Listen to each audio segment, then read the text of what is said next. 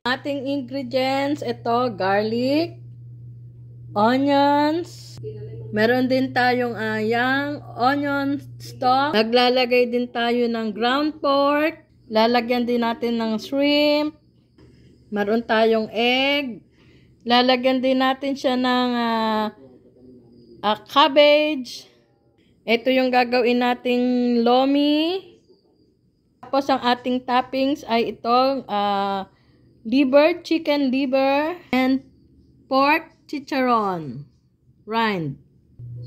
Lagyan natin siya ng oil.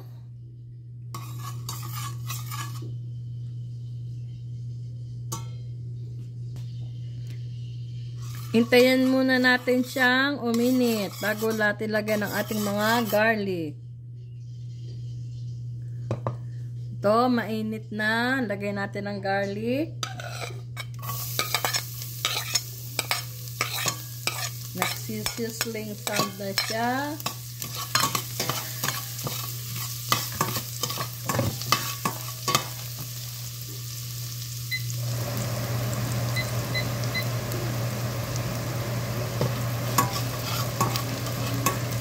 Lagay natin ang onion.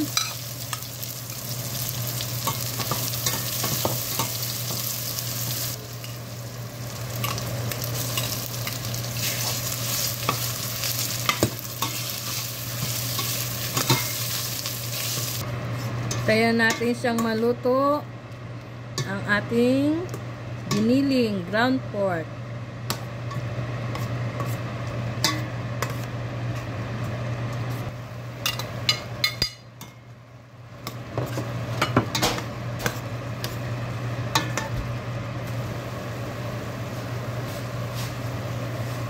Lagyan natin siya ng hot water. Hintayin natin siyang kumulo. Dadagdagan pa rin natin. Dagdagan natin siya ng water. Kailangan din pala natin ng flour na ating i-dissolve sa water. Lalagyan din natin siya ng soy sauce.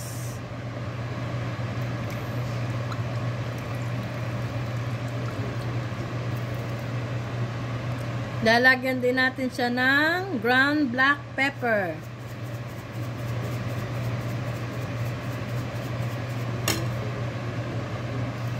Ito, kumukulo na. So, lalagyan na natin ang ating noodles.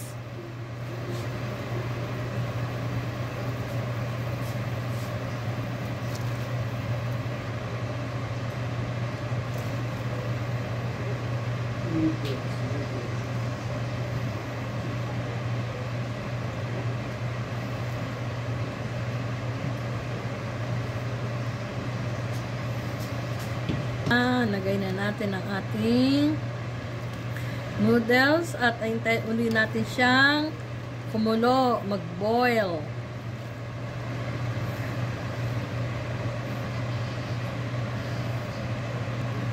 Kumukulo na uli ang ating lomi. Lalagyan naman natin ngayon ng flour. Ilalagyan natin ito para thick ang sauce, ang sabaw. Dahil ang lomi ay thick ang sabaw niyan.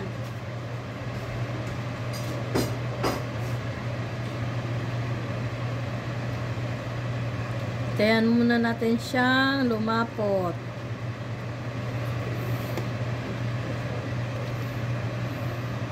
Eggs.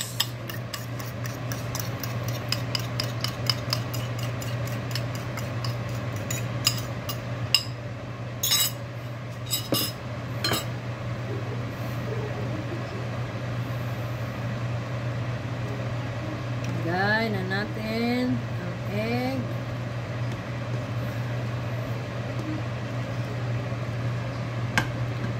Lagyan din natin siya ng yang onion stock.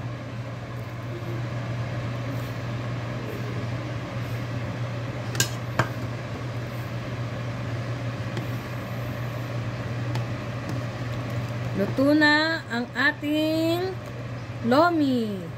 Lalagyan na natin siya ng toppings pag nalagyan na natin siya mamaya sa ating bowl. Ngayon, lalagay natin ang ating cabbage. Kung sa Pilipinas, ito ay cabbage bagyo. Bagyo cabbage.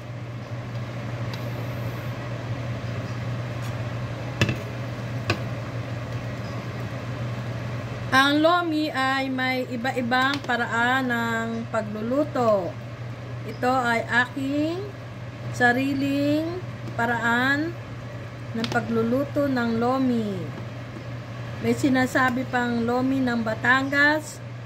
Yun ay talagang mas masarap yon at marami yung toppings.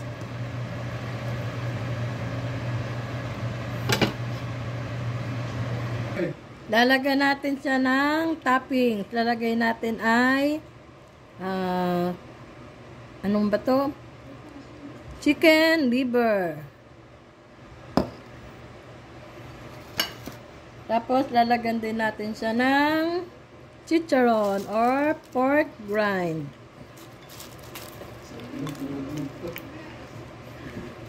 Yan.